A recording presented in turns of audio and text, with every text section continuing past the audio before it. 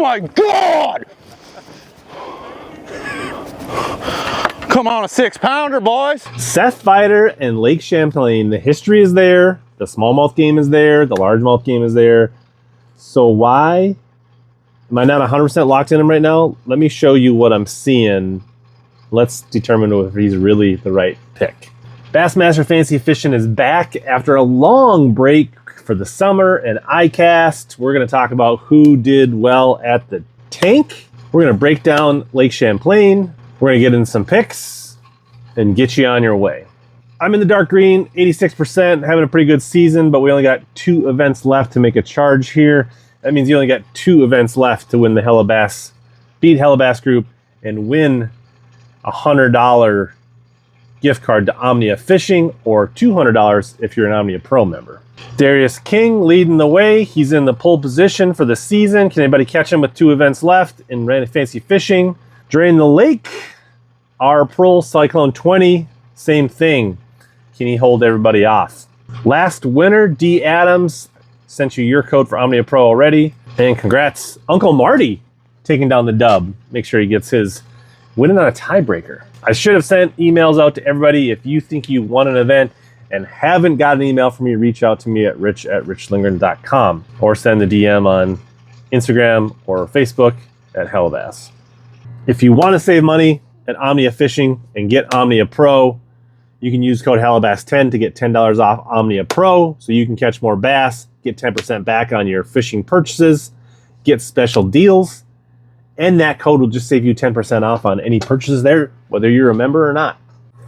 All right, we'll head over to Omnia Fishing, search up Lake Champlain, Vermont, New York border. Tons, 150 fishing reports for you to look at, as well as anglers.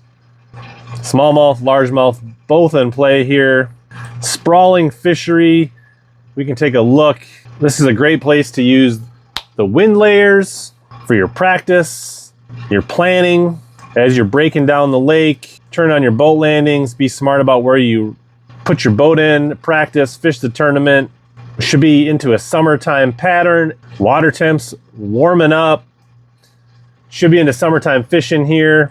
You can check water clarity across the lake, vegetation, bottom hardness, use the navionics, all part of the Omnia Pro. Great way to utilize that when you're fishing the huge body of water Lake Champlain. Take a look at those fishing reports. See what kind of baits have been working for largemouth, smallmouth. I have heard big weights, Lake Ticonderoga might play in this event, so we could see anglers making the big run from up north down to tie, and largemouth could be a factor.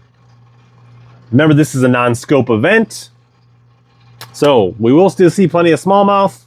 We'll probably see more largemouth, but we're going to see more traditional. We won't just see people roaming the inland sea for smallmouth using scope.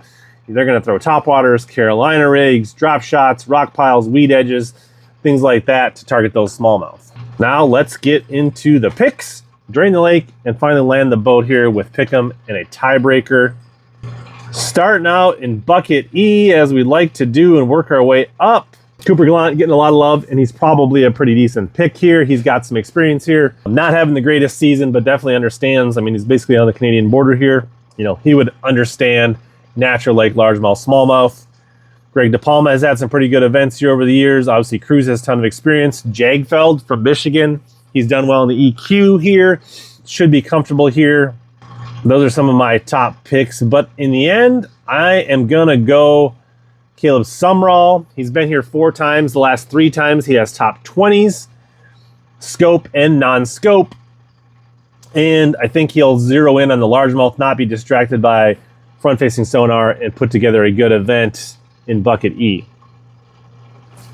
Bucket D, Kyle Patrick getting all the love, being from New York. He's definitely probably got some experience on Champlain, definitely fishes similar fisheries like Cayuga, Oneida, things like that. Could be a good pick.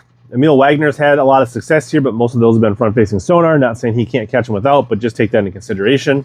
Evan Kung getting, similar to Cooper Gallant, being Canadian, understanding these northern natural lakes. John Cox has had every other good event bad, and his last event was pretty good. So I'm thinking if that pattern holds true, I'm not picking John Cox. Plus, his boat is really not made for the big run to Ticonderoga. Caleb Kufal, you would think, would be a good fit, but his track record suggests it hasn't been great. Hackney, I think, could be good here. Howell loves topwater. He can get on some big smallmouth. Luke Palmer, you know, pre-scope, very consistent. Could be good here. Canterbury has tons of experience, both FLW and Bassmaster. KJ Queen, Porosnik. I think they could be sneaky picks here. But I'm going Brian Schmidt. He's got the track record. He's won here, multiple different circuits, multiple different ways. Catches largemouth, catches smallmouth. He's too good a value in bucket D not to lock in on Brian Schmidt for Champlain. Bucket C, Polnick, back in his 360 days, dominated Champlain, so that could be interesting. Taku has caught him here. Largely on scope. Iconelli, been fishing here for decades. Zaldane, probably tempted by the glide. Redwine understands northern natural fisheries. You know, some guys like Tucker Smith, Wesley Gore, Cody Huff. I think they could all be good. Shane Lee Hugh. But we're going to go Austin Felix. Seems like Minnesota anglers translate well. Felix has got a really strong track record here. He understands grass from fishing Minnetonka, understands how to catch smallies. I think he'll be a good play here. Chris Johnson, getting a lot of love. So definitely had success here. Definitely a strong pick. Understands, somewhat a local. Easton Fothergill should translate Minnesota to Champlain. Tyler Williams locks a jig in his hand. He's probably going to put together 5 good bites every day. Schlopper, similar, should understand this fishery. Cody Meyer, lots of experience. FLW. Bassmaster, Lester, a lot of good. Mosley. I mean, there's so many good picks in this bucket. Hard to go wrong, but I'm going Seth Feider. I've always said he's going to win his first blue trophy on Champlain, and since it's a non-scope event, this even stacks the event in his hands. He led day 1 last time, even when it was scope. So he will definitely combo the smallies and largies into a strong finish, most definitely. Bucket A, Corey Johnson, Trey McKinney, Layden the LY. They're both getting a lot of love. Both good picks. Patrick Walters could be good here. Could be strong. I think Jordan Lee's a sneaky pick here. Not sure why data-wise, but I think he could be really good here. He just, you know, he's won on St. Clair. I think he almost won in Cayuga. He could be good. Bob, one of those Minnesota guys. Bob Downey. Hard to go against just about anybody. John Garrett, I think, could be good here. But I'm going to go Jay Shakurit. He's had some good finishes here. Scope, but he knows how to catch them non-scope. Natural lakes from Wisconsin. There's my lineup. Shakurit, Feider, Felix, Schmidt, and Sumrall. Let's go do Drain the Lake. The thinking man's game.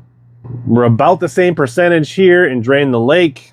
We're just going to run down. I got Bob Downey, Seth Feider, Austin Felix, Jeff Gustafson, Aaron Jagfeld, Brandon Polnick, Brian Schmidt, Caleb Sumrall.